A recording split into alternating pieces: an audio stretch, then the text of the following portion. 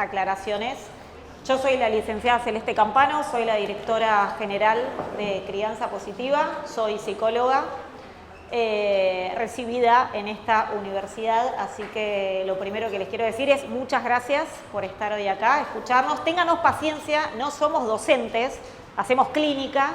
Eso, si les interesa, intentemos hacer la clase lo más dinámica y sinérgica posible, así que levantan la mano, pregunten, hagamos de esto algo que sea de todos.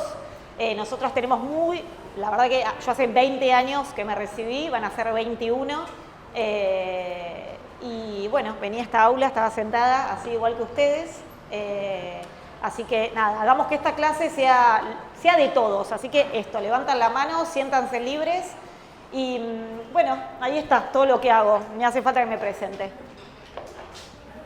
Bueno, buenos días. Primero, gracias por estar. Yo soy Magalí Valdivia. Hace 11 años que me recibí, la mitad del camino. La verdad que bueno, hace un tiempito empezamos a dar clases y bueno, creo que la clínica le aporta algo especial, ¿sí? Así que, como dice Celes, es re importante que levanten la mano, que sea dinámica, aprovechen que tenemos mucha clínica encima, ¿sí? Por lo que podemos hacer que la teoría baje a la práctica y poder verlo de otra manera, ¿sí? Bueno, soy la vicedirectora de crianza, trabajo en habilidades sociales, en psicoeducación parental y terapia individual. Trabajamos, esto está bueno decirlo, con niños, niñas y adolescentes, ¿sí? Déjala que se presente Fiore, que hoy vino a acompañarnos. Bueno, buenas tardes a todos. Yo soy la licenciada Fiorella Valdivia, soy la directora de evaluaciones neurocognitivas de Crianza Positiva. Mi especialidad justamente es la evaluación, pero también trabajo en habilidades sociales y atendiendo pacientes individuales de crianza. ¿Estamos? Bueno, les cuento brevemente qué es Crianza Positiva. Nosotras hace muchos años que tenemos un centro, hacemos clínica, rehabilitación, tenemos todas las terapias, psicología, psicopedagogía, fono y terapia ocupacional. Un poco nuestra impronta y por lo que nos conocen es porque hacemos las terapias en grupo, es decir, habilidades sociales, habilidades sensoriales, habilidades escolares y habilidades de la comunicación, es decir, todo lo tenemos replicado en grupo. Un poco con el correr de la conversación de hoy se van a dar cuenta por qué hacemos las terapias en grupo y además tenemos lo que se llama un centro categorizado, que es decir, somos quienes mandamos el docente de apoyo, ¿sí?, al colegio. Así que hacemos de puente entre el cole, la necesidad de la familia, es decir, del alumno, y nosotras como centro que acompaña y hace supervisión y capacitación.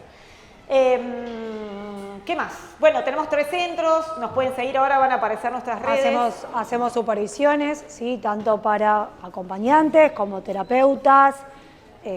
Nos especializamos en esto, ¿no? Y van a ir entendiendo, como dice Celeste, en todo lo que tiene que ver los diagnósticos de por qué tenemos esta modalidad para trabajar. ¿Sí? Estén atentos como para ir muy bien. De Nuestras redes son Crianza Positiva Argentina, nos pueden seguir. Tenemos hace poquito página web, gracias a Flor y a Cami que están ahí atrás, que nos hicieron la página web. Les trajimos un poco para alardear, acabamos de sacar un libro que es ¿sí? Así que es nuestro primer libro, estamos re contentos, porque tenemos un varón que es mi hijo, que es estudiante de psicología, así que voy a decir re contentos porque todos participamos. Así que bueno, voy a arrancar, sí, no está la presentación, pero porque se apagó la compu, se está solucionando un desperfecto técnico. Bueno, voy a arrancar igual. Voy a seguir este papelito porque soy un poquito despistada, insólitamente doy la clase de TDAH, que es trastorno de déficit de atención con hiperactividad, y trastorno oposicionista desafiante. Son 2 diagnósticos en los cuales nosotras nos especializamos. Después también van a entender por qué razón nos especializamos en estos 2 diagnósticos. Yo voy a hablar de todo lo que es la parte teórica y después Magalí va a hablar de las intervenciones, es decir, más de la clínica. Así que bueno, está dividida básicamente en 2 partes esta charla. Y entre medio o al final pueden hacer las preguntas, ¿sí? No se queden con algo que no entienden, nos hacen puntualmente las preguntas, levantan la mano y yo los hago hablar, o Maga, si está hablando Maga. Bueno, Obviamente cuando uno quiere ser experto, tener una métier en su profesión, tiene que ir como primer medida a lo que dice el DSM. Como saben, estamos en el número 5.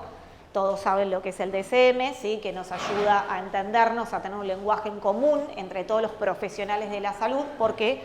Porque este tipo de diagnósticos, como dijo Maga, nosotros nos especializamos en todo lo que es infanto-juvenil, no en TDAH adultos, ¿sí? Eso también es importante que lo sepan, porque los síntomas y signos se presentan diferentes en niños, niñas y adolescentes que en adultos, así que nosotros vamos a hablar solamente de infantos juveniles. El DSM, que ahora no me voy a concentrar puntualmente en explicarles lo que es el TDAH y el trastorno posicionista desafiante según el DSM, pero sí hay que tenerlo en cuenta. Para nosotros es un punto de partida, no es un punto de llegada del diagnóstico.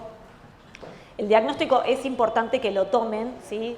Es un poco contradictorio porque decimos que nos especializamos en estos 2 diagnósticos, pero la realidad que en la clínica cada diagnóstico se habita, ¿sí? Es decir, que cada diagnóstico, si bien vamos a ver variables que se le parecen, pero después cada diagnóstico es absolutamente personalizado y habitado por ese paciente para nosotros y esa familia que acompaña, ¿sí? Incluso su condición social, así que llévense esto, digamos, no como un punto que levantamos, vamos a hablar en general, pero después cada diagnóstico es personalizado y es habitado, ¿sí? Incluso el diagnóstico, este tipo de diagnósticos, es importante arribar a estos diagnósticos de modo certero, ¿sí? De modo precoz, obviamente por eso acá está Fiorella, que contaba que ella es especialista, es la directora en neuroevaluaciones. Pero sí es importante tener estos diagnósticos como brújula, como guía, ¿sí? Pero nunca como un techo. No es que el diagnóstico va a ser el nombre de pila de nuestro paciente. Nuestro paciente puede tener diferentes características y además puede tener este tipo de diagnóstico, ¿sí? Muchas veces nos hacen una pregunta muy interesante, es ¿pueden trabajar con pacientes que no tengan el diagnóstico? Sí, por supuesto que podemos trabajar con pacientes que no tengan el diagnóstico. Nosotros lo llamamos a estos diagnósticos cornisa, porque esto es importante que lo tengan en cuenta.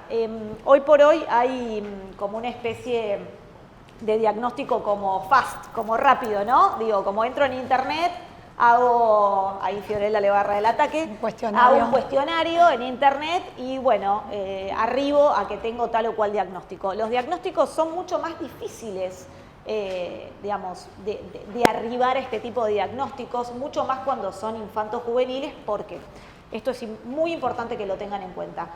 Este diagnóstico tiene que tener afectadas las 3 grandes áreas en una persona. ¿Cuáles son esas 3 grandes áreas? Son la escolaridad, hablando de infanto juvenil, será el trabajo, lo laboral para un adulto, lo que es el hogar, ¿no? Digamos, los vínculos internos adentro del hogar y todo lo que es la parte social, ¿sí? Tener complicaciones a la hora de vincularme con un par y con un otro, ¿sí? Así que esas 3 grandes áreas tienen que estar afectadas. Muchas veces, yo soy la admisora en crianza, tenemos la suerte de tener más o menos aprox 400 pacientes, en todo lo que es el área de tratamientos de rehabilitación y 300 integraciones, es decir, tenemos un caudal bastante grande de familias que nos acompañan y que confían en nosotras, pero muchas veces como admisora, la verdad es que les tengo que decir a las familias que no pierdan ni plata ni tiempo porque no tienen afectadas las 3 grandes áreas, entonces no pueden arribar a este diagnóstico como corresponde, ¿sí? A un diagnóstico realmente... Un diagnóstico certero, precisamente lo que tienen estos diagnósticos es que son diagnósticos tardíos, ¿sí? Porque cuesta ver en especial, cuesta ver en especial las dificultades en el área escolar, ¿sí? Generalmente las dificultades de ellos aparecen cuando es el ingreso a primaria, donde se empieza a ver que no puede estar sentado, que no puede copiar, que le cuesta aprender, cuando empieza a verse todo lo académico comprometido. Entonces, muchas veces llegan chicos, no es que nosotros no atendemos chicos de 4 años, ¿sí? Pero vienen y no se puede arribar a un diagnóstico. Y si uno no se especializa, ¿sí?, en estos diagnósticos, podés cometer el error de mandar a evaluar a un niño de 4 años y va a salir que no tiene TDAH, porque lo que está diciendo Celeste es que no tiene afectadas las 3 grandes áreas. Por eso es tan importante escuchar, ¿sí? Llevarse esto de las 3 grandes áreas y entender que son diagnósticos tardíos. Si no es como el autismo, que podemos ver que está relacionado a los hitos del desarrollo, que es algo que podemos ver desde bebés. ¿Sí? Esto está bueno que lo sepan.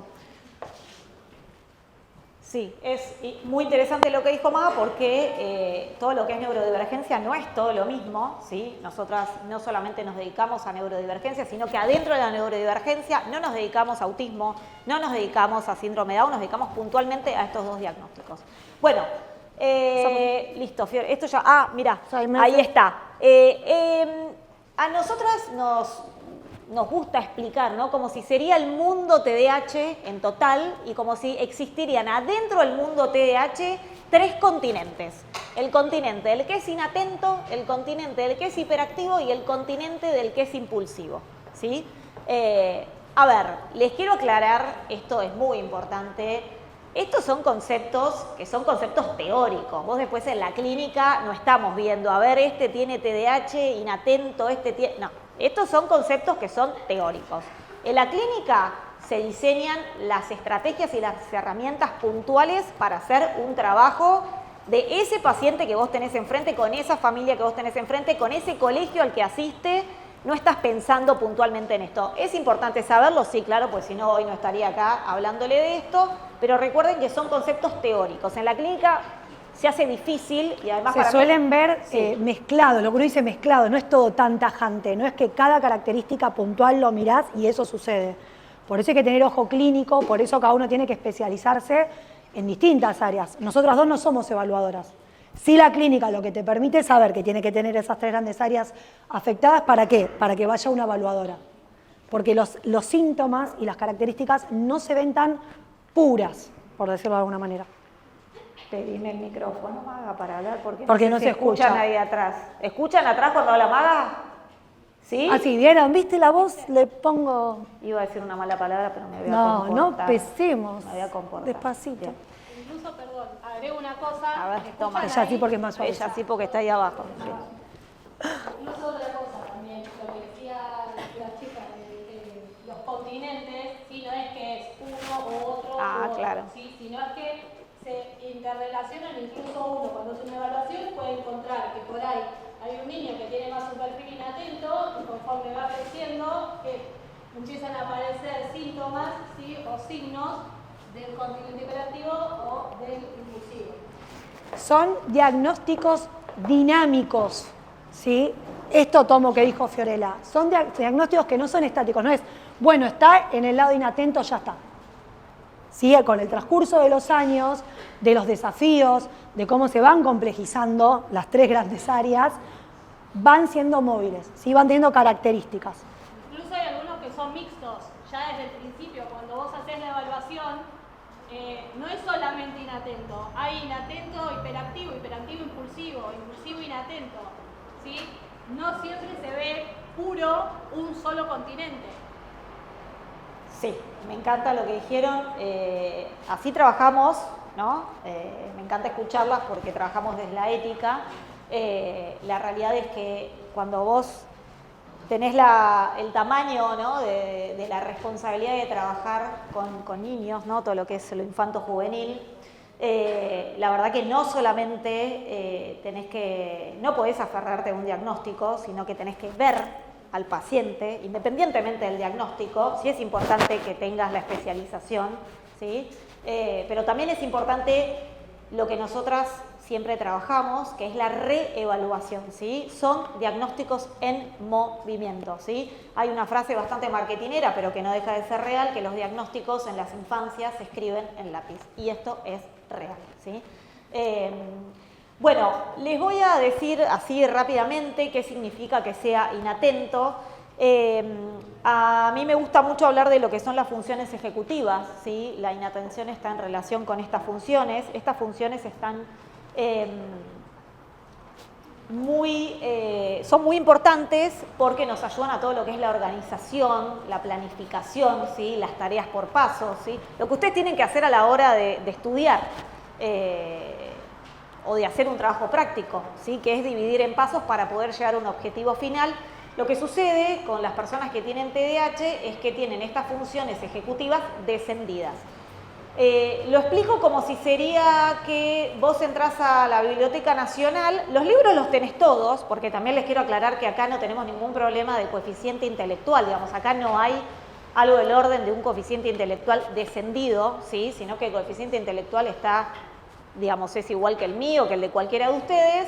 Entonces, ¿qué sucede? Vos entras a esa biblioteca, los libros los tenés todos, ¿sí? Pero por ahí yo tengo los libros ordenados por orden alfabético, los tengo ordenados la A en rojo, la B en azul y la C en verde, ¿sí? Entonces, cuando yo voy a buscar un libro y voy a buscar a Benedetti, listo, perfecto, A está ordenado, B, listo, quiero un libro de Mario Benedetti, lo engancho rápido, ¿sí? ¿Qué pasa con las personas que tienen TDAH? Tienen la biblioteca con todos los libros, pero vos entrás y tienen todo absolutamente enquilombado, ¿sí? Un libro en el piso, otro libro tirado, la C por un lado, la B por el otro. Entonces, ¿qué pasa? Cuando llegan a un examen, es decir, vos te sentás ahí, ¿sí? El profesor te hace una pregunta, ¿qué hace tu cerebro? Va a buscar la información, vos la tenés ordenada, la encontrás más rápido, la escribís y la ponés en el papel. Las personas que tienen TDAH, la información la tienen, pero tienen tal quilombo en las funciones ejecutivas que cuando van a buscar la información, la tienen desordenada. Entonces ahí aparecen los problemas de inatención puntuales. Así que bueno, tienen otra cosa en esto de las funciones atencionales que se llama ceguera del tiempo. Esta ceguera del tiempo significa que es bastante caótico como manejan el tiempo. Es como que si tendrían un reloj paralelo. Entonces, el escenario es ahora o no ahora, ¿sí? Entonces, es todo ya o bueno, como no es ahora, no es, ¿sí? Entonces aparece esta palabra que seguro que la escucharon un montón, que se llama la procrastinación, ¿sí? Que está enlazada a esto de la ceguera del tiempo, ¿sí? Tienen como un reloj diferente. Tienen lo que se llama mala gestión del tiempo. Entonces, vos por ahí tenés un examen en 2 días y decís, bueno, tengo 48 horas más o menos que te organizás, planificás, anticipás. Digamos, las personas que tienen TDAH, 2 días le puede parecer que falta un montón, entonces ahí aparece esta ceguera del tiempo, la procrastinación y bueno, y todo lo que estábamos hablando antes. Bueno, después tenemos la hiperactividad. La hiperactividad, bueno, obviamente como el nombre lo indica, nuestros pacientes están medio como demonio de Tasmania dando vuelta por todos lados. Esto es así, lo vemos, ¿sí?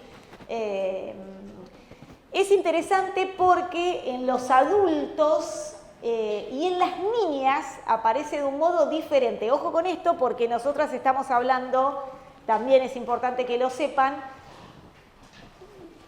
esta intranquilidad en el orden del cuerpo aparece mucho más en el varón, ¿sí? La niña tiene como una intranquilidad y el adulto una intranquilidad, lo que se llama rumiación, como más mental, ¿sí? Entonces, nosotras por ahí vemos, tenemos algunas niñas, pero el porcentaje es 4-1. Sí, la verdad que es 4-1, tenemos pocas niñas.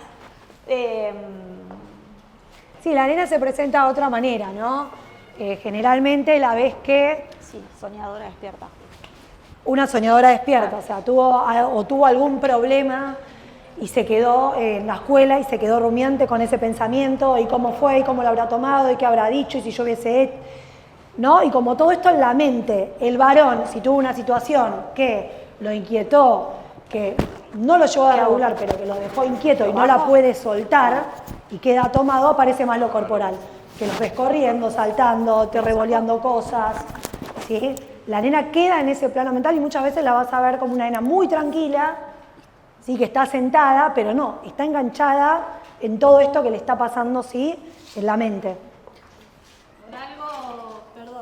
Por algo después en la adolescencia o incluso en la adultez, esto también tiene mucho que ver, porque las nenas, ¿sí?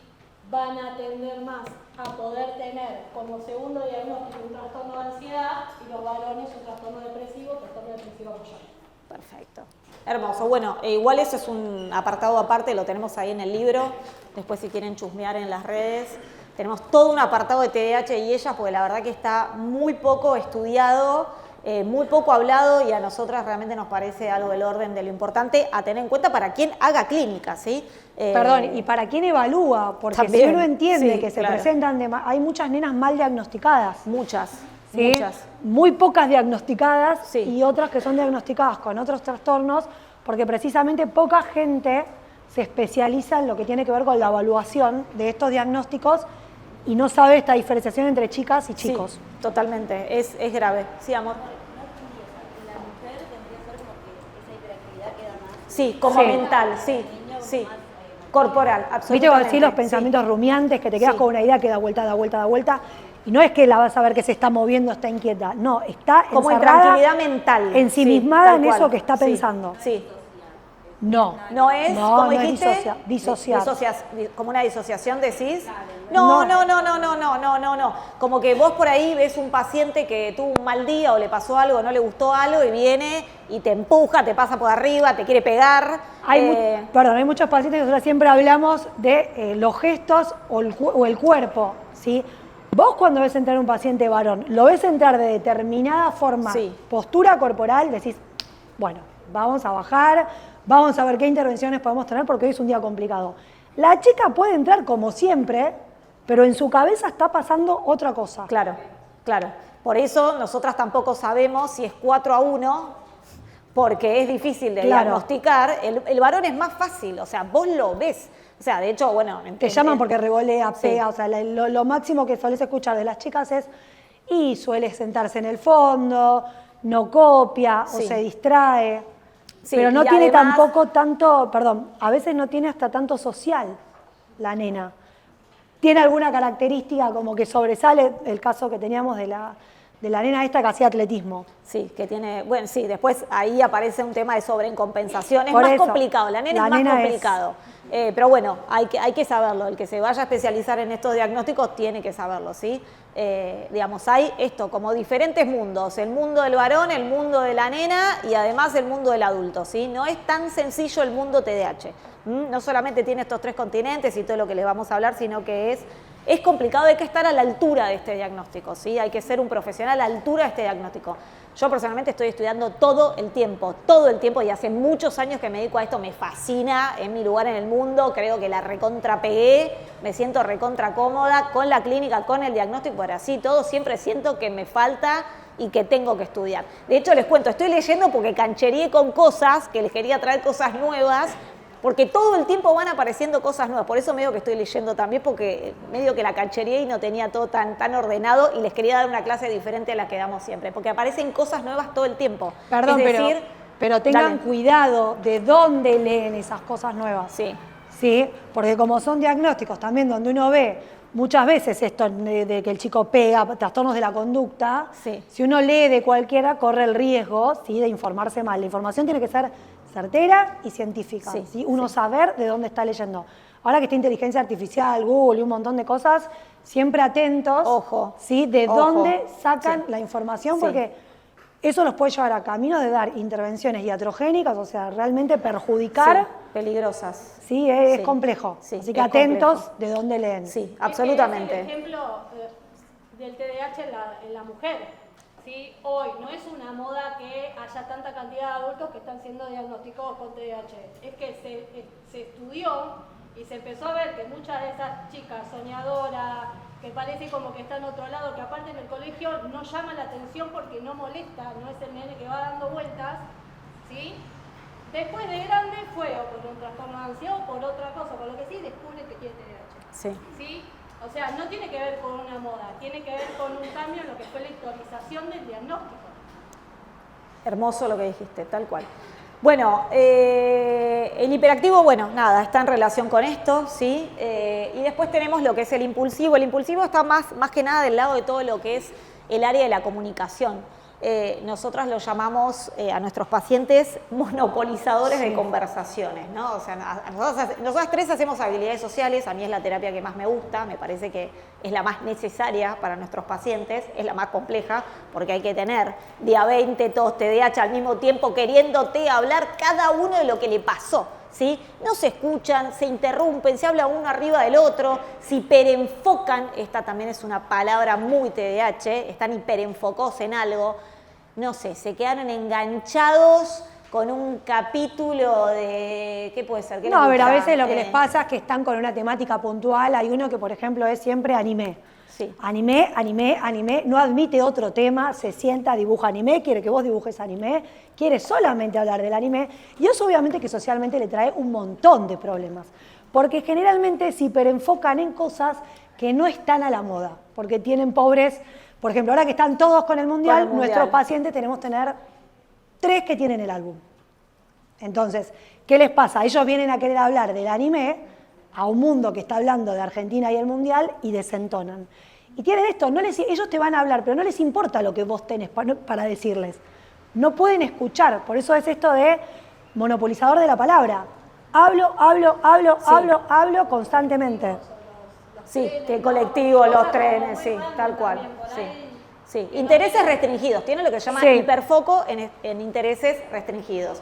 Y además tienen fallas en lo que se llama, que Maga lo está explicando, se llama, el nombre es feedback comunicacional, ¿no? Hay algo del orden de lo que vos te pones a conversar con un amigo y entendés, primero vos, después yo, ida y vuelta. Ese ida y vuelta, ese pimponeo de la conversación, tienen fallas, ¿sí? Entonces, por eso ahí hacemos lo que se llaman espacios de habilidades sociales.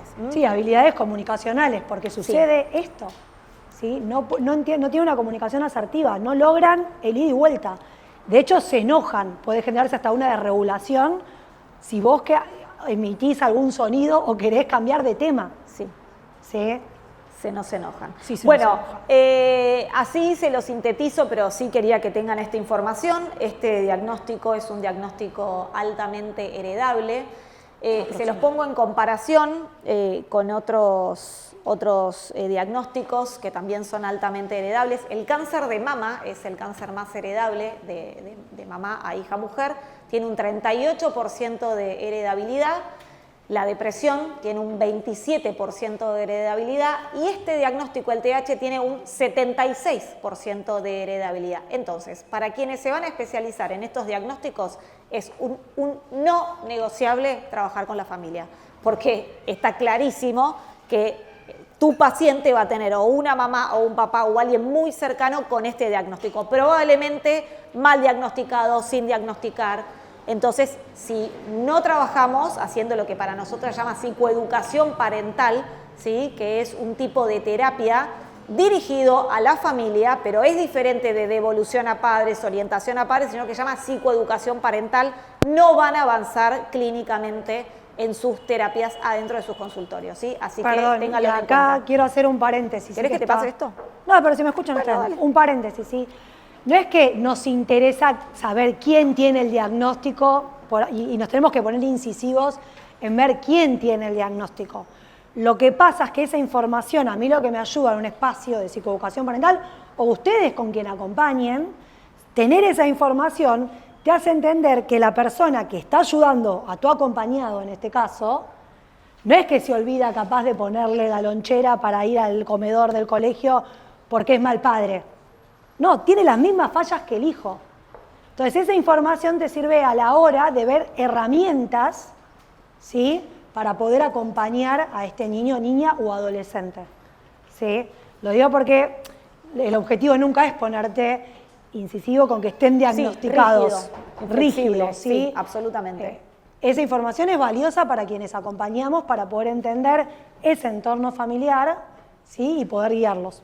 Bien, y como dato, para hacer clínica, la inflexibilidad es como la kriptonita, ¿sí? Hay que ser siempre flexible, por eso les hablábamos de, me encantan estos diagnósticos, me encanta venir hoy acá, estoy emocionada, pero cada diagnóstico se habita y es absolutamente personalizado. Bueno, me voy a lo último, que son las comorbilidades, ¿sí? La comorbilidad, como ustedes ya saben, son 2 diagnósticos en una misma persona, ¿sí? Hay diferentes ranqueos en todo lo que es TDAH, pero les cuento que, digamos, clínicamente es muy difícil encontrarse con lo que nosotras llamamos un TDAH purito, ¿sí? Está mal dicho, pero capaz que esa palabra no se la olvidan, como un TDAH solo, como un TDAH de base. Probablemente te encontrás con alguien que tenga este diagnóstico, pero después, con el correr de los años, ¿sí? Se le va a anexar en comorbilidad algún otro diagnóstico. Pueden ser, ¿sí? en el ranqueo alguna de las disgrafía, dislexia, discalculalia, alguna depresión, ¿sí? Pero el que ranquea fuerte el número 1 es el TDAH, que es el trastorno posicionista desafiante. Entonces, ¿qué nos pasa a nosotras en la clínica? Cuando llegan a la adolescencia, se cree que comparten la misma base biológica, ¿sí? Es decir, las mismas áreas del cerebro, el TDAH con el trastorno posicionista desafiante. Entonces, si se van a dedicar a TDAH, no pueden no saber del trastorno posicionista desafiante, porque el paciente que le llegó a los 6, 7 años, cuando crezca y llegue a la adolescencia, se le va a anexar en un 70 a un 80%, es decir, estamos hablando de la norma mucho más que de la excepción, ¿sí? Entonces entran en lo que se llama doble excepcionalidad. 2 diagnósticos, TDAH y trastorno posicionista desafiante, cercanos a lo que es la preadolescencia o la adolescencia. ¿Qué es el trastorno posicionista desafiante? Este está menos nombrado, ¿sí? Y es más complejo. Ah, mira, me lo pusiste ahí. Hermoso. Bueno, se los digo así como a grandes rasgos, está más del lado de lo que es la parte conductual. Como el nombre lo indica, son negativos, son desafiantes, son grandes justificadores, es decir, siempre hay un otro que tiene la culpa, ¿sí? O justifican sus malos accionares. Perdón, grandes quiere decir que las justificaciones, realmente como no son chicos que tienen un coeficiente intelectual descendido, claro, son justificaciones que si no tenés mucha cancha en la clínica, dudas. Dudas, sí, absolutamente. Y otra cosita más, no es que desafían a cualquiera, desafían a la autoridad. Sí, que es la autoridad, claro, no solamente un docente, escalan fuerte, no solamente a la mamá y al papá, sino que desafían a la directora o el director del colegio, ¿sí? Entonces, digo, hay algo del orden de la simetrización de roles, caen en esa simetrización, como si no registraran a la figura de autoridad. Obviamente que esto los mete en muchísimos problemas, entonces puede ser que sufran bullying, pero también pueden ser que ellos hagan bullying. Son muy resentidos, muy rencorosos, tienen este tipo como de manera de advertir el mundo, y obviamente que esto los lleva a tener vínculos negativos con todo su entorno. Ahí por eso es muy importante hacer un acompañamiento familiar y escolar, ¿sí? Bueno, como se darán cuenta por todo esto que venimos hablando, es muy importante arribar a un diagnóstico certero, científico y precoz. ¿Por qué razón?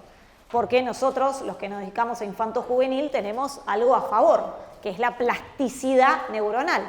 Entonces, mientras vos antes llegues al diagnóstico, vas a evitar estas comorbilidades, porque acá les hablo de 2 comorbilidades, pero las comorbilidades pueden seguir sumando, ¿sí? Con el correr de los años y con el correr de las dificultades cuanti y cualitativas, porque el mundo cada vez se pone más injusto, se pone más hostil, se pone más áspero, se pone más difícil, la escuela cada vez tiene más exigencias, entonces estamos hablando de que pueden irse sumando los diagnósticos en función de esas exigencias.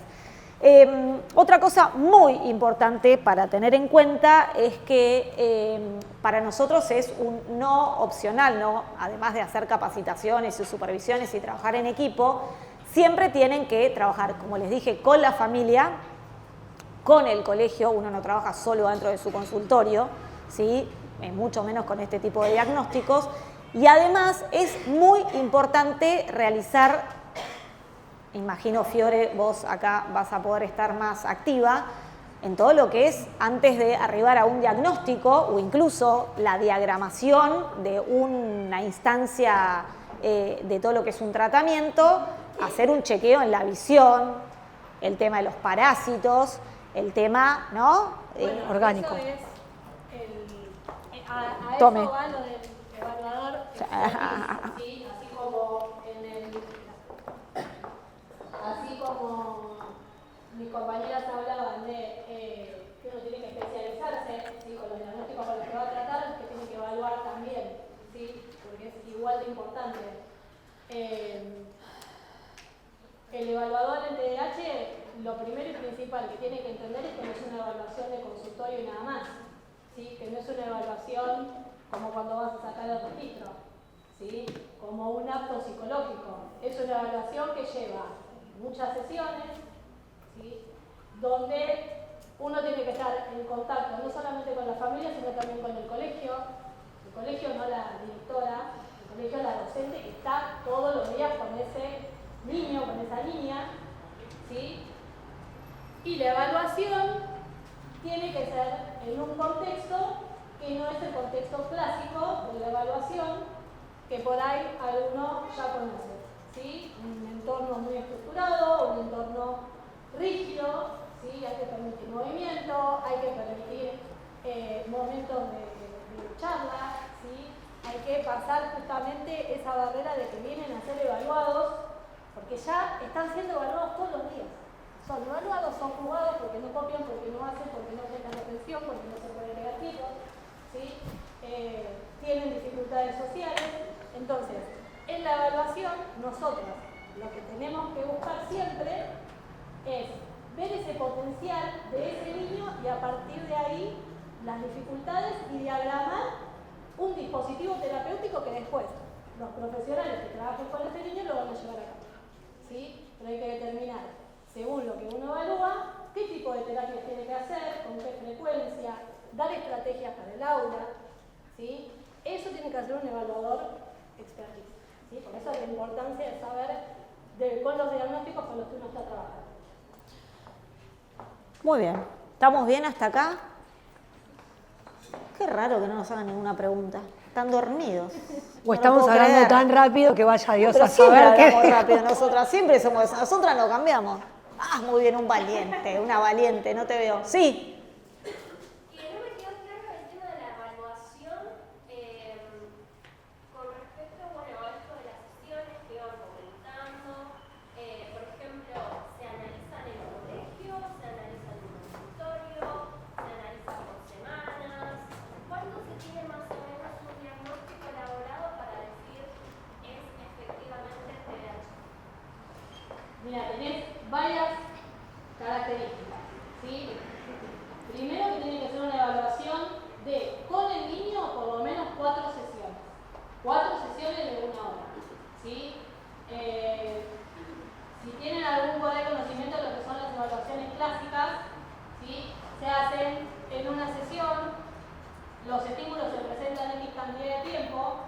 El problema y el desafío que implica el TDAH es, como hablaron mis compañeras, que no hay una dificultad intelectual, ¿sí? Las habilidades cognitivas están conservadas, entonces, si vos lo haces bajo el marco clásico, no va a dar que tiene TDAH, va a dar que tiene una discapacidad intelectual, porque la mayoría de los estímulos no los pudo contestar, ¿sí? Entonces, la evaluación TDAH lleva muchísimo más tiempo, justamente por eso, ¿sí? Le damos más tiempo a los chicos y ahí salen las respuestas, incluso salen grandes respuestas de cada presentación de estímulos, ¿sí? De cada pregunta, de cada armado que tienen que hacer.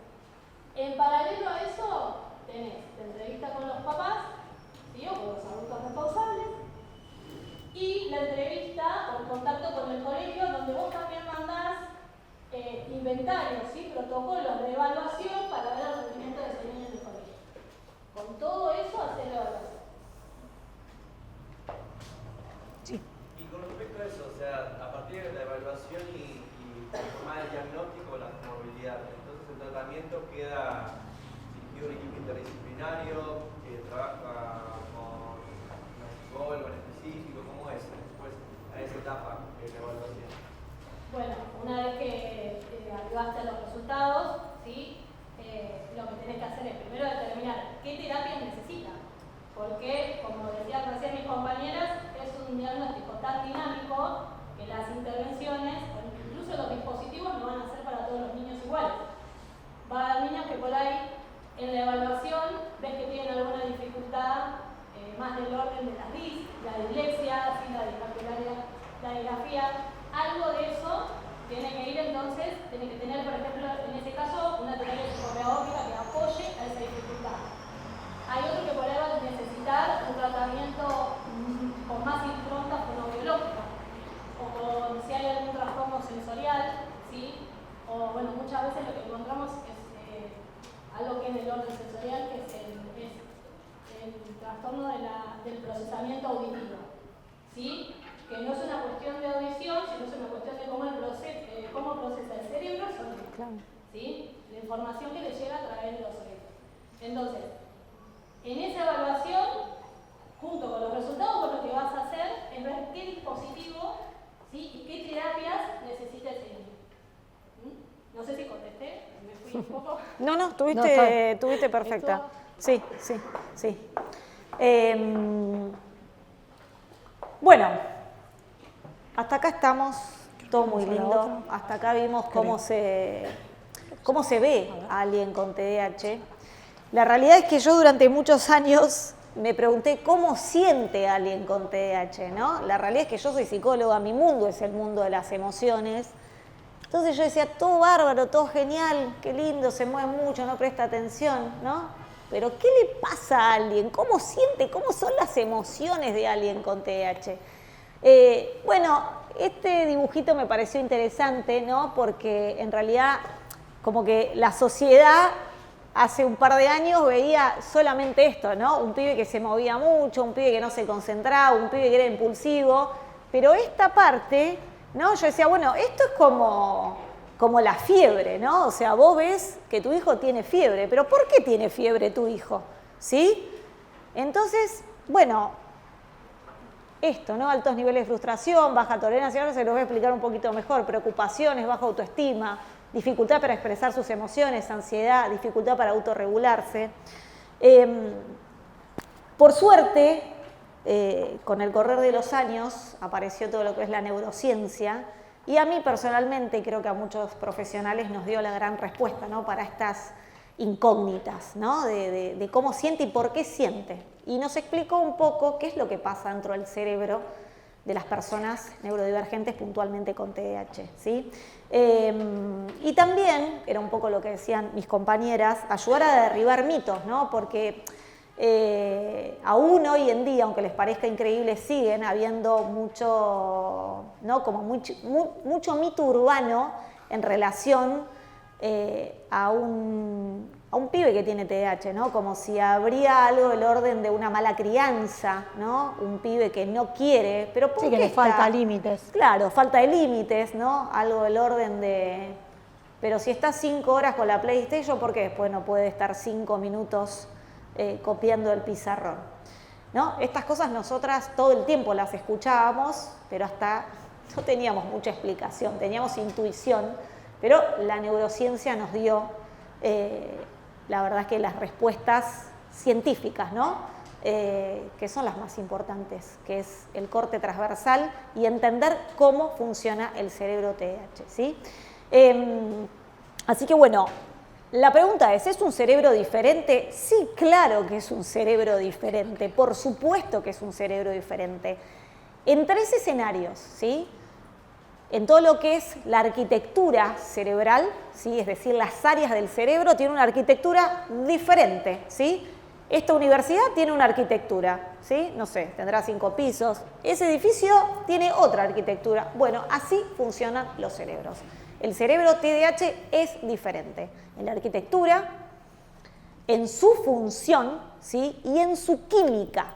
¿Sí? ¿Qué significa química? Y bueno, nosotros somos chispazos dopamínicos, adrenalínicos, ¿sí? Entonces, obviamente los chispazos son diferentes. A ver, esto es bastante, aunque no lo puedan creer, es bastante novedoso, no hay muchos estudios avalados, científicos, siempre son bastante contradictorios, ¿no? Aparece uno, después le dicen que no funcionan, yo los voy como siguiendo, me parecen como interesantes. Pero bueno, sí está científicamente comprobado que el cerebro... Yo me voy a concentrar puntualmente en todo lo que es la arquitectura, porque la verdad es que con el tiempito que tenemos no podemos hoy hablar de todo. Me encantaría explicarles todo, pero no se puede, entonces me voy a concentrar puntualmente en lo que es la arquitectura, ¿sí? El cerebro TDAH es diferente en todo lo que es el lóbulo prefrontal, en el cerebelo, en el hipocampo y fundamentalmente en la amígdala, ¿sí? Esto obviamente que me aclara, ¿sí?, que estas áreas cerebrales que acabo de mencionar son más chiquititas, ¿sí? Es decir, esta arquitectura está... No llegó a madurar todavía en volumen de tamaño. Entonces ahora vamos a ver qué pasa cuando esa arquitectura puntualmente no está desarrollada, ¿sí?, para la edad cronológica. Es decir, vos por ahí tenés 10 años, ¿sí?, ese es tu coeficiente, tu edad cronológica, tenés un coeficiente intelectual. ¿De cuánto puedes tener, Fiore, a los 10 años? ¿110? Entre 90 y 110. Entre 90 y 110. Sí, estamos la mayoría. Aparte, ¿no? Bien, o sea, tenés 10 años, tenés coeficiente intelectual 110. Sí. ¿Sí? Bueno, y acá aparece el gran problema y la gran explicación es que el coeficiente emocional no condice con esos 10 años y con esos 110 de coeficiente intelectual, sino que quizás tiene un coeficiente emocional de alguien de 5 años, ¿sí? No me gusta como ser matemática, porque tampoco es posible, pero acá aparecen los problemas. Es decir, su coeficiente emocional es infantil, está descendido, ¿sí? Hay áreas que son inmaduras, entonces por eso tenés emociones que son más intensas. Yo me voy a concentrar puntualmente en la amígdala, ¿sí?, que tuve la suerte de dar una charla TED hablando solamente de la amígdala. ¿Quién es la amígdala? ¿Sí? La amígdala es un área del cerebro que es recontra chiquitita, tiene el tamaño de una almendra, pero que tiene un superpoder. ¿Qué poder tiene? Es como, para que se den una idea, es como la directora técnica de las emociones, ¿sí? Es como la que un poco me dice, che, ante esto tenés que sentir tal cosa. Así que imagínense que tiene un poder tremendo. Bueno, ¿dónde está la amígdala? ¿Por qué me concentro en la amígdala? Porque fundamentalmente es la que tiene más estudios científicos, bueno, que para mí son los más claros a la hora de explicar estas emociones TDAH, ¿sí? La amígdala, perdón, está en el sistema límbico. ¿Qué es el sistema límbico? Es mi cerebro emocional.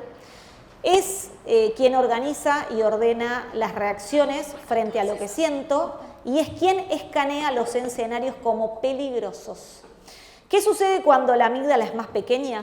Es decir, más sensible y más inmadura, como yo les explicaba antes, tiene menor volumen.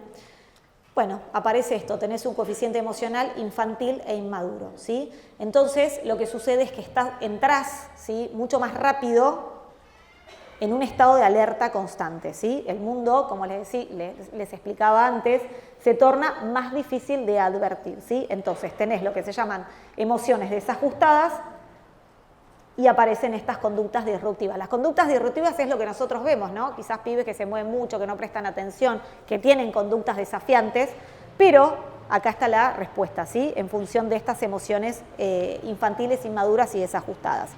Es decir, entrás en una situación de amenaza constante. Esto es bastante difícil de vivir así, pero los que trabajamos con TDAH lo podemos advertir, ¿sí? Son personas muy desconfiadas, ¿sí? Como para que lo tomen de ejemplo, para que entiendan los coeficientes. Capaz que ves a un chico que... ¿Querés esto más? No, te puede dar una chica que quiere ir a bailar, se maquilla, le gustan los chicos, habla de la vida y se enoja porque no fue primera en la fila para salir. Entienden que el enojo no tiene relación con lo que uno ve tal vez que es intelectual. Emocionalmente siente y resuelve como alguien más chiquito, ¿sí? Lo que lo lleva obviamente a tener también conductas desadaptativas. No solo moverse, correr, a veces es revolear, pegar, gritar, ¿sí? ¿Y qué pasa con todo esto que nosotros vamos contando?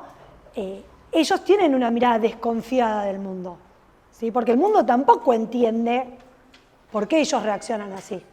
Sí, caen en esto de que son caprichosos, maleducados, nadie le pone límites, son malas personas, quieren lastimar, me lo está haciendo a mí.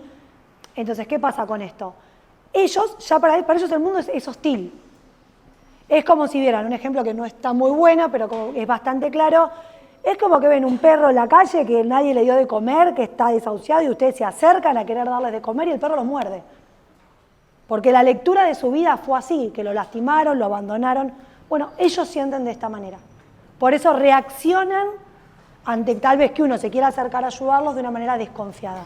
Sí, no solamente reaccionan de esa manera producto de esta arquitectura cerebral y de todo esto que estamos explicando, sino además de años de retroalimentación negativa, ¿sí? Nosotros tenemos pacientes, bueno, yo personalmente he tenido un paciente, Nacho, de 11 años, que me miró a los ojos y me dijo, Celeste, soy un fiasco, soy un fracaso. Sinceramente nadie a los 11 años merece sentir eso, merece sentir que es un fracaso. Pero la realidad es que si vos vas al colegio y te eligen último para hacer un trabajo práctico, nadie quiere sentarse con vos porque hablas mucho y te mueves mucho, vas a la clase de educación física y nadie quiere ser equipo con vos porque siempre haces trampa o porque te le tirás encima. Entonces la realidad es que esta retroalimentación negativa tiene un impacto tremendo en lo que es la autoestima, el autoconcepto, ¿sí? Aparece lo que se llama rechazo social, aparece el bullying, ¿sí? Estadísticamente el 70% de los pibes en la primaria no tienen un amigo íntimo, ¿sí? Por ahí pertenecen a grupos o los invitan cuando son cumpleaños generales, pero el 70% de nuestros pacientes no tienen un amigo íntimo, ¿sí? Y por lo general esto, rechazo social, bullying, y nosotras trabajamos con esto, ¿no? ¿Cómo no trabajar con esto? ¿Cómo intentar que un pibe se porte bien si no se siente bien? Esto es clave, ¿sí? No son chicos que se quieran portar mal. No caigan como en eso de le gusta portarse mal, le gusta llamar la atención así. No conocen otra forma y realmente por esto que está explicando ella, que hay una arquitectura cerebral, hay coeficientes emocionales que explican, ¿sí?, por qué ellos se comportan, por qué nosotros vemos esos comportamientos. Por eso es tan importante trabajar las emociones. Sí, y conocerlas. Conocerlas. Mira, no solamente no se portan mal a propósito, sino esto que estamos explicando, y es tan importante de advertirlo, ¿no? Y estar a la altura de entender estas situaciones, ¿sí? No existe ningún pibe que quiera portarse mal. Yo a veces voy a los colegios y me enojo un poquito, ahora estoy bastante mejor, estoy trabajando mis problemas de ira, ¿no? Y me enojo con los directores, porque les digo, ¿quién no quiere sacarse buenas notas? ¿Qué pibe no quiere tener amigos? ¿Qué pibe no quiere pertenecer? No hay un pibe que se levante a la mañana y diga, ¡ay, qué lindo!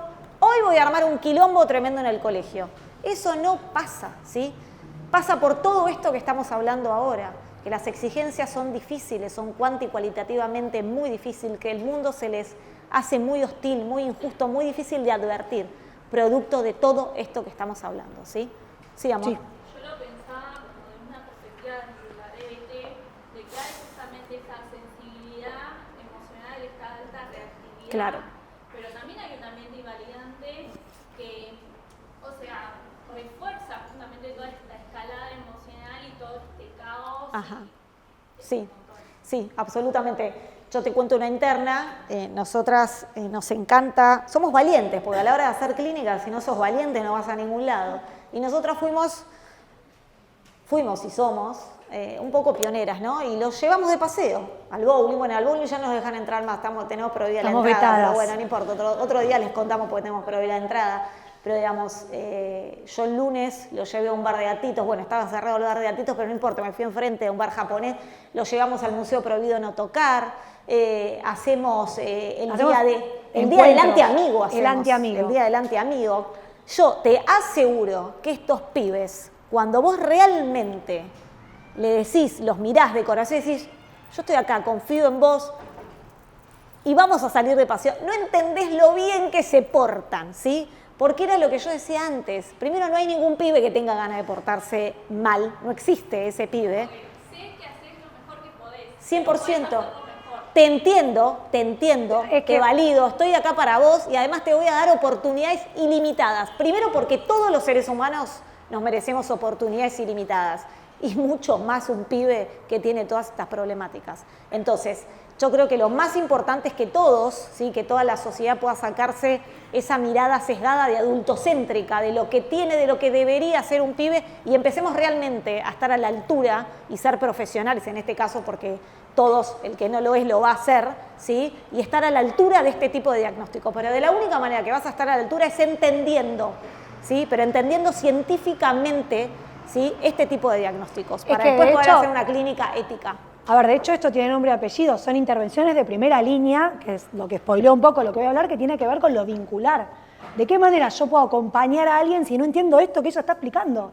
Si no lo sé, si no me nutro de información certera, científica y actualizada para saber que la persona que tengo enfrente está sufriendo, que no elige portarse mal, que no elige que no lo inviten a un cumpleaños, que no elige enojarse y revolear una silla. ¿Sí? Es súper importante esto, porque si ustedes van a acompañar a chicos con estos diagnósticos, si ustedes no forman un vínculo sincero y genuino, no funcionan. Acá no hay acting, acá los tenés que querer y validar en serio, ¿sí? Porque pasa esto, obviamente para mí que una chica que se maquille y quiere tener novio, que me diga, ay, le revolvió una compañera una mochila porque no me dejó pasar primero. Yo le digo, ay, pero mirá, Maca, vos que estás... No, o sea, yo entiendo que ella tiene un coeficiente emocional más pequeño. No la voy a justificar, no le voy a decir, estuviste muy bien en enojarte, pero sí le voy a decir, che, amor, te entiendo, a mí también me reenojaría que me pasen por arriba. Pero a ver, pensemos juntos, ¿qué podemos hacer acá? Porque entiendo que está sufriendo, que para mí, para mí ser primera no sea una prioridad o no me afecte, no quiere decir que a ella, ¿sí? ¿Levantaron la mano por ahí? Sí.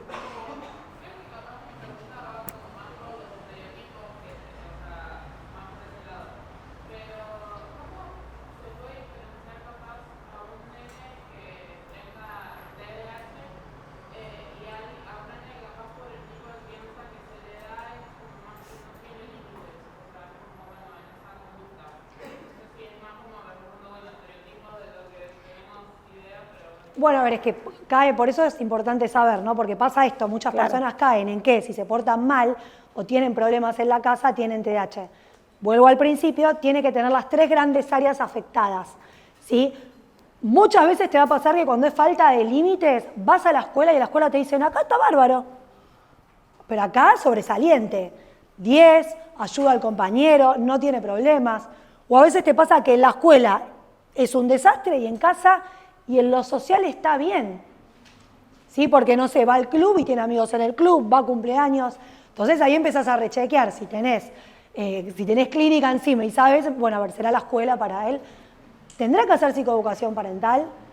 La diferencia es volver a lo primero que se explicó, que es que tienen que estar las 3 grandes áreas afectadas, ¿sí? Sí, no. Perdón, y haré una cosa. También, con el tiempo y con la experiencia en la clínica y en la evaluación, es aprender a diferenciar lo que es un berrinche, ¿sí? De alguien que no tiene, un pibe que no le están poniendo límites, a una desregulación emocional que es algo que inunda al chico y no puede hacer nada más con eso que expresarlo. Sí, de hecho, esto que está diciendo Fiore es una clase que después, si quieren, les pasamos el link, es gratuita, que Maga va a hablar de la regulación, de lo que es la diferencia entre berrinche y desregulación, ¿sí? Ahí tenés una pauta que te deja de un lado o para el otro, ¿no? El berrinche es algo absolutamente esperable. Nuestros pacientes tienen desregulaciones emocionales que si no sabés, quizás si no tenés clínica, te lo podés confundir. No es tan sencillo confundírtelo. No, porque es muy intensa la regulación. Bueno, está bien, pero nosotros pues tenemos clínica encima, pero bueno, digo. Bueno, yo estoy así rápido para variar, nunca tenemos tiempo. Yo tomé, también siempre voy como intentando sintetizar para que se lleven para mí lo más interesante. Estos son como patrones.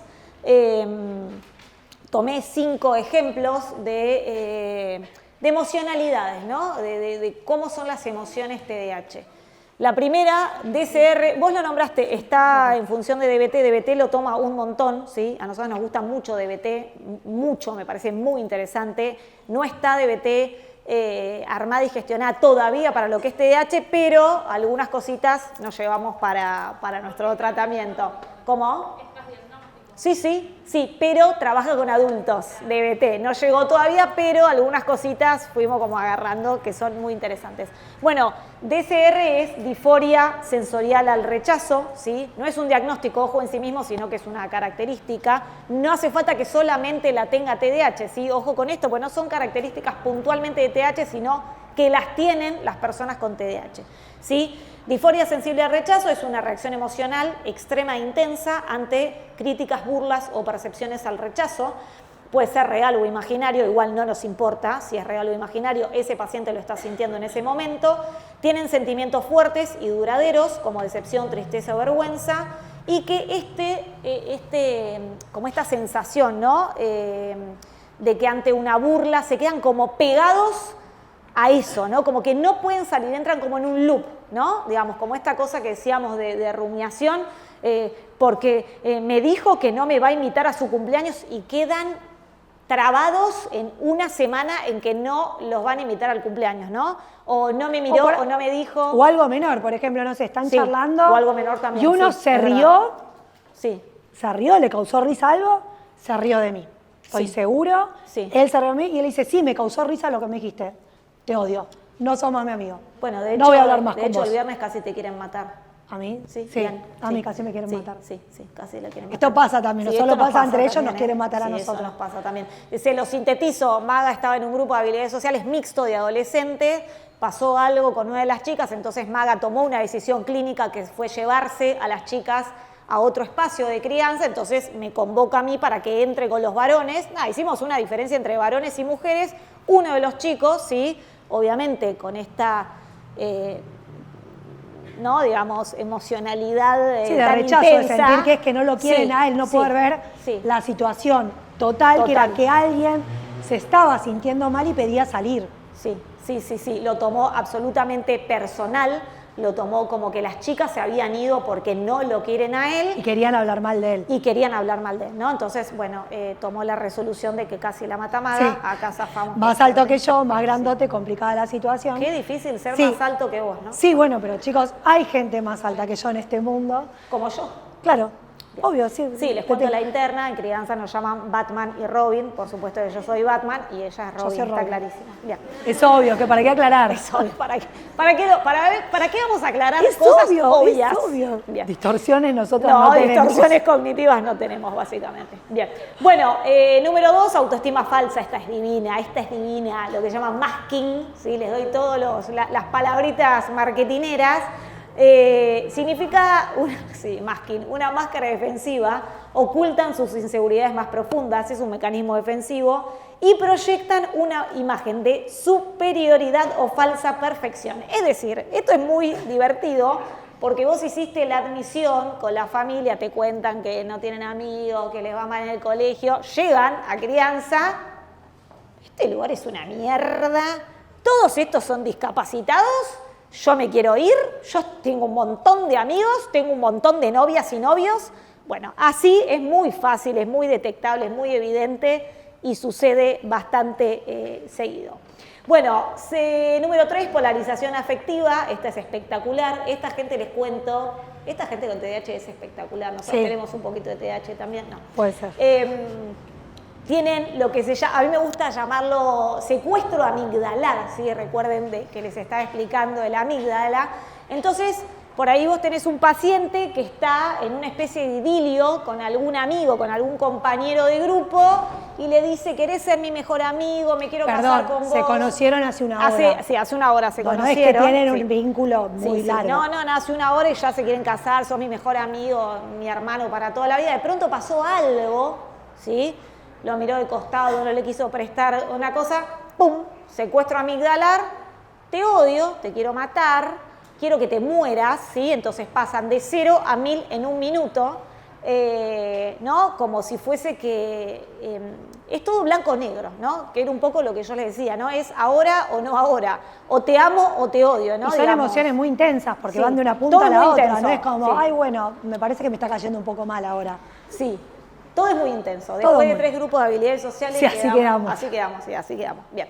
Bueno, a mí me gusta pensarlo, es como, viste, vos venís como en un auto y de pronto te falla el freno. Bueno, esto ocurre, ¿no? Como que muchas veces tienen problemas en el orden del frenado emocional, ¿sí? Esto es porque todo lo que es esta partecita, la corteza prefrontal, la tienen inmadura, ¿sí? Esto no es por la amígdala puntualmente, sino que se juntan dos cosas, este problema de frenado emocional.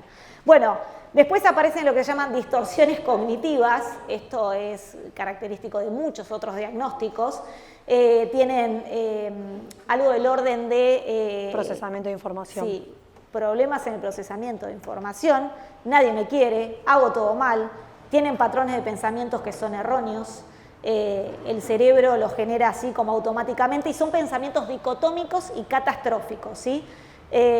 Obviamente esto se da por lo que mencionábamos antes, ¿no? Digamos, entran en este tipo de emocionalidad de patrones por años también, no solamente porque la amígdala es más pequeña, sino porque tienen años de retroalimentación negativa. Entonces, es difícil de salir de ese circuito.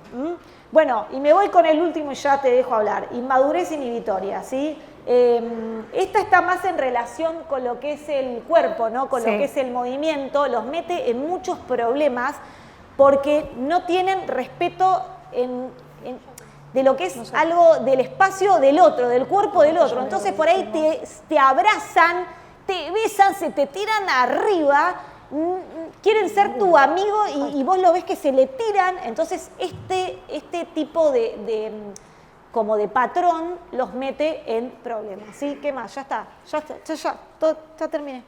¿Terminaste? Sí, ya terminé. Mirá qué rápida que estuve hoy. Estuvimos bien. Toma, para vos. Bueno, si alguien tiene alguna pregunta, lo puedo hacer. Bueno, vamos a ir un poquito rápido. Espera para que variar. una preguntita. Respecto a esto de la diferencia del cerebro, ¿eso se puede ver en una resonancia? ¿Es necesario sí un estudio para poder ver eso o no? Qué Para poder evaluarlo, para darle el diagnóstico. Bueno, te cuento que hay estudios, ¿sí? Hay un gran estudio que hicieron donde compararon 1.500 cerebros de personas con TDAH y 1.500 cerebros de personas sin TDAH. Arribaron a este tipo de diferencias de tamaño, de volumen y de forma, pero siguen siendo controversiales, ¿sí? Entonces, la realidad es que estas cosas vos en la clínica, con tu ojo clínico las ves, ¿sí? Yo sinceramente no pido, por ahí sí obviamente la tengo a Fiore, que es la evaluadora, y me viene bien esa evaluación, pero yo diseño el tratamiento en función de lo que veo, ¿sí? En función de los potenciales. Es que estamos medio como que falta para eso, ¿sí? ¿Qué ibas a decir, mi vida? Yo te quiero preguntar, pensando en el acompañamiento terapéutico, ¿qué proponen ustedes o cómo lo podemos pensar?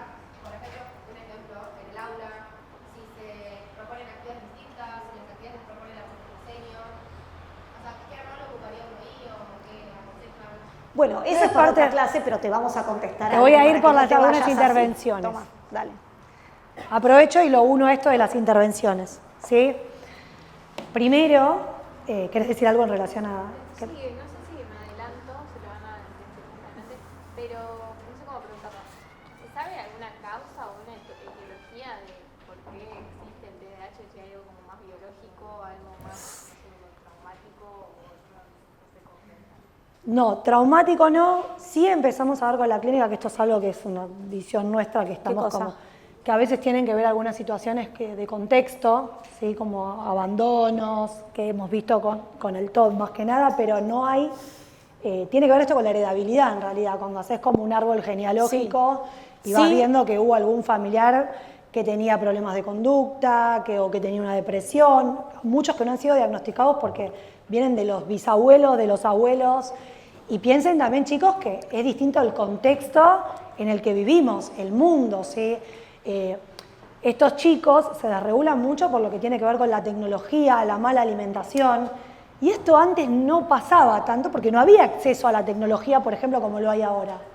¿Sí? La vida hoy es muy rápida, hay mucho estímulo, son chicos que no es que no pueden prestar atención, no pueden focalizar la atención, son cosas diferentes, entonces todos los estímulos, ¿sí? Acompañan a una desregulación. Sí, un minuto, sí es importante. Mira, justo en esta clase no lo nombro, lo que se llama la epigenética, ¿sí? Después googlealo si te interesa el tema de los orígenes. Por ahí nosotros estamos como más concentradas en todo lo que es realmente hacer un tratamiento de rehabilitación, es decir, esas partes que son disfuncionales, convertirlas en funcionales. Pero sí, la epigenética te va a dar mucha respuesta a esto. La epigenética es como si sería que el ADN es un libro y la epigenética es una linterna que alumbra ciertas partes de ese ADN. ¿Cómo ilumina o apaga? Y en función de las cosas que te pasan, ¿sí? En función de tu situación socioeconómica, de la mamá que te toca, el papá que te toca, del colegio que te toca. Después hay como 1000 cosas, pero bueno, ¿viste? Esto no es matemático. Por eso no es que cada diagnóstico se presenta igual en cada niño, ¿sí? Porque precisamente, bueno, a mí me ha pasado de tener pacientes que tienen un entorno familiar que, bueno, puede acceder sin certificado de discapacidad a un tratamiento, que tienen mucha red, mucho sostén, es muy distinto cómo se presenta tal vez a alguien, ¿sí? Que está la mamá sola, que el papá trabaja todo el día. Sí, el tema de la adopción también. El tema de la adopción, por eso decir, tenemos casos diferentes, se presenta diferente, ¿sí? En los casos de adopción se presenta mucho más todo lo que tiene que ver con lo impulsivo y lo corporal. Sí. ¿Sí? Como esta cosa de escapar de los lugares y la desconfianza es total, ¿no? Si me dejó quien me tenía que cuidar, ya imagínense que trabajar esta intervención, que vuelvo como un poquito a lo que habías consultado, de primera línea, que tiene que ver con lo vincular, es bastante complejo, porque lograr esa confianza, ¿sí? Cuando en quien más tenías que confiar no pudiste, bueno, es otro tipo de tratamiento. Por eso siempre es importante, primero saber, chicos, ¿sí? Estudiar, especializarse. Nosotras no estudiamos todos los diagnósticos, precisamente para que estas intervenciones, lo vincular, sea genuino. Yo entiendo lo que le está pasando, ¿sí? A la persona que tengo enfrente que está sufriendo y que está realmente teniendo distorsiones cognitivas, ¿sí? Esto, no sé, van a comprar y lo miraron mal. No lo miraron mal, miró mal la persona porque estaba de mal humor. Para él lo miraron mal a él, porque todo es personal acá, ¿sí? Entonces, las intervenciones que uno puede tener como acompañante va primero en conocer a esa persona, saber sus intereses, ver qué le gusta, qué no le gusta, acordar, ¿sí? Bueno, no sé, por ejemplo, a vos no te gusta que te abrace, perfecto, nos saludamos con un choque en la mano. No tomar de manera personal, no es que quiere enojarse con ustedes, sino que los está poniendo a prueba. Yo creo que el paciente que más me quiso fue el que más me pegó. Ajá, sí. Yo a Nacho, mi Nacho, cuando lo conocí, me pegó una trompada en el oído y me dejó casi desmayada en el piso y después se me escapó queriendo atravesar un vidrio. Ese es el chico que después de mucho trabajo, sí, de acompañar desregulaciones, que ahora les voy a contar un poquito cómo se puede acompañar, de un trabajo en equipo, de trabajar con la familia, de ser realmente una persona de confianza para él, es el paciente que me traía para almorzar todos los días 2 empanadas cada vez que lo veía y que sabía que yo comía una de verdura y una de cheeseburger, y el chico venía con 2 empanadas y me decía, porque vos trabajás mucho, tenés que comer. ¿Sí? Era el nene que, creo que fue el paciente que más me quiso. Pero bueno, yo también lo quería a él. Acá voy a hablar un poquito distinto del encuadre, hay que quererlos, ¿sí? Necesitan ser queridos y ser entendidos. Entonces, ¿cómo podés trabajar en la escuela? Bueno, primero entendiendo que tenés que vincularte. Y los tiempos, despacito, ¿sí?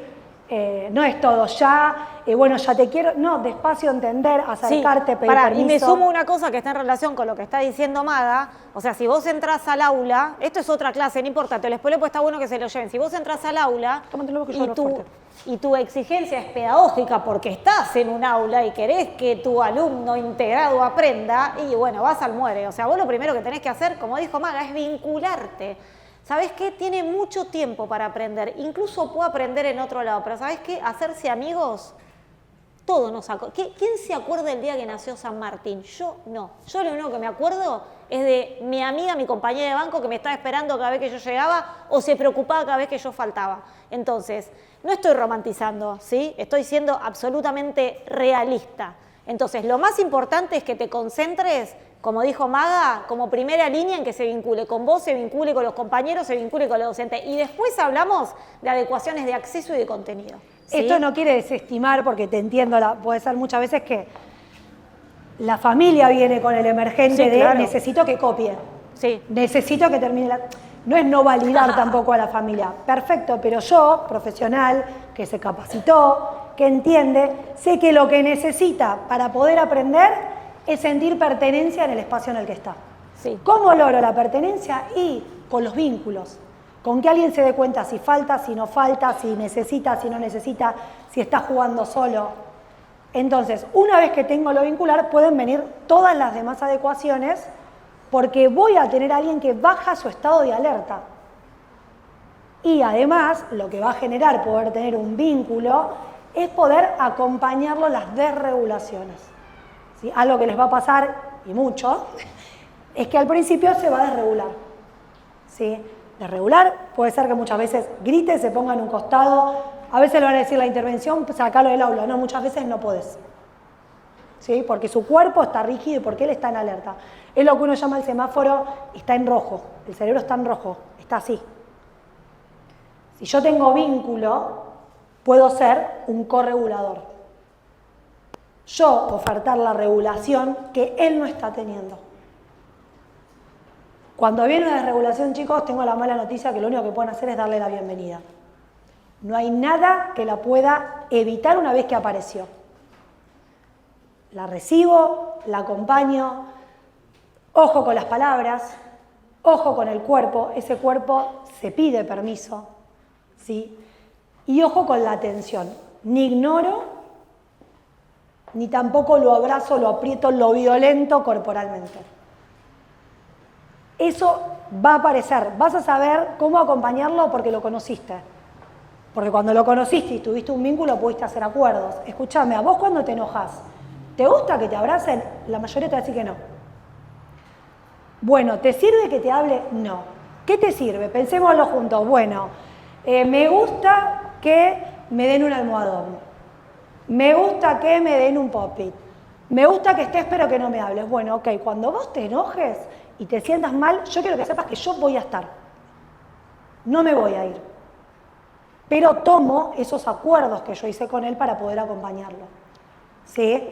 Porque en ese momento generalmente esto sí suele funcionar, que es agacharse, ¿sí? Ponerme a la altura de él y decirle estoy.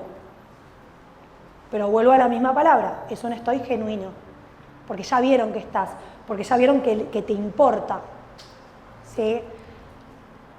Las desregulaciones vienen mucho del lado de lo sensorial, ¿sí? Por lo que está buenísimo que puedan trabajar en equipo y poder tomar herramientas sensoriales, ¿sí? Que nos van a dar las terapistas ocupacionales.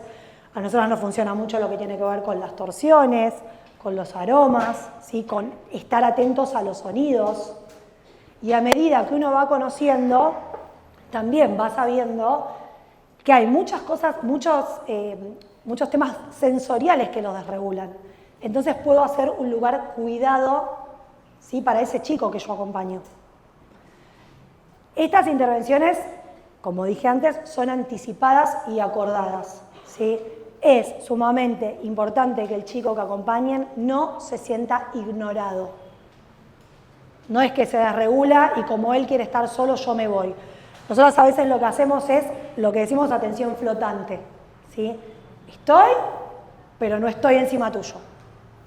Me llamás, voy teniendo una lectura corporal de ese niño, ¿sí? Se van a dar cuenta porque está sumamente rígido y cuando su cerebro se empieza a relajar, empieza a aparecer esto de que aflojan, no están apretando las manos. Bueno, ese es un buen camino tal vez para acercarme a, ¿querés un vaso de agua? ¿Sí? Esto que preguntabas vos respecto al colegio, que entiendo que cuesta un poco más que sean cuidadas esas desregulaciones, también podés acordar con la docente, ¿sí? Porque también obviamente vas a tener que manejarte acorde al cole, lo que te permite y no te permite, de en qué espacios lo podés acompañar, cómo, ¿sí? Pero una vez que viene una desregulación, hay que darle la bienvenida. Y las intervenciones van a ir desde este lugar. ¿Cómo puedo yo tratar de evitar que venga una desregulación? Bueno, vuelvo a lo mismo. Tengo que estar atenta a los sonidos, a los disparadores, ¿sí? Son chicos que les cuestan mucho las transiciones. Entonces, ¿qué es una transición? Por ejemplo, pasar de educación física al aula. Es, creo que, inviable que pasen de educación física a rendir una evaluación. Entonces, atención con esto. Si yo entiendo, sé, conozco, lo puedo acompañar. Esa transición, por ejemplo, puedo hablar con el profe de educación física, termina la clase, un ejercicio de respiración, tratamos de bajar, no entramos todos corriendo y acompañamos caminando. Bueno, vení Pepito, vamos con Juan caminando de la mano. Esas son las intervenciones que pueden ir teniendo para evitar la tan temida y con mala fama llamada desregulación, ¿sí? Tiene que ver con esto. ¿Cómo se evita? Bueno, con un entorno cuidado. ¿Sí? Yo entendiendo qué disparadores tengo para ir acompañándolo. Sí, anticipatorio. También esa es una palabra interesante, la anticipación. La anticipación, sí. Sí, pero por otro lado lo que decíamos, ¿te acordás? Lo hablamos ¿cuándo tuvimos el martes? Ayer. Ayer. las veía, estábamos por Zoom, ¿no? Entonces contaban que un paciente se desregulaba. Y las veías a todas con cara de que estaban todas en ataque de pánico porque el paciente se desregulaba. Y nosotros le decíamos, a la desregulación hay que darle la bienvenida, ¿sí? El estallido de ira es algo que tienen el 90% de los pibes, ¿sí? Sin diagnóstico, y que para los pibes que tienen diagnóstico, incluso para los que no también, es algo natural, esperable y bueno. ¿Por qué? Porque estas rutas cerebrales, ¿sí? Que están en construcción, bueno, las habilita mucho más. Así que al estallido de ira, a la desregulación, no hay que tenerle miedo, hay que saberlo acompañar, ¿sí? Eso es importante que lo tengan en cuenta, porque si no tenés dos problemas, ¿sí? Tenés el estallido de la desregulación o el estallido de ira, ¿sí? Y además vos el miedo a que eso ocurra. Así que hay que darle la bienvenida y hay que saberlo acompañar. Voy a tener que terminar, voy a algo, ya se nos hizo la hora. Esto muy esperá. cortito. ¿Ya decís? Sí, me dijo que ya estamos. Bueno. Esto muy cortito, lo anticipatorio sirve, ¿sí? Para, o sea, a ver, la desregulación le doy la bienvenida, pero obviamente que la idea es que él pueda regularse, no que no ande desregulado. Entonces tengan presente, ¿sí? A la hora de trabajar, todo lo que, si yo tengo información de la familia, ¿sí? Yo sé si ese chico vino mal dormido al cole, mal comido, si se peleó con la mamá antes de venir, si el día que vino tenía plástica a la primera hora y no llevó la carpeta. Entonces yo si tengo esa data, puedo anticiparme para que no llegue a la desregulación. Por eso es tan importante ir como más abajo. Porque no es que lo desreguló posiblemente no solamente no tener la carpeta. Lo desreguló, como hago, es que está mal dormido, mal comido, la base. ¿Sí? Por eso es importante trabajar en equipo, con familia, terapeutas, colegio y hacer algo integral. ¿Sí? Así que bueno. Bueno, no, eso. Mientras más información ¿Información? tengas... ¡Ay, gracias! Gracias, chicos.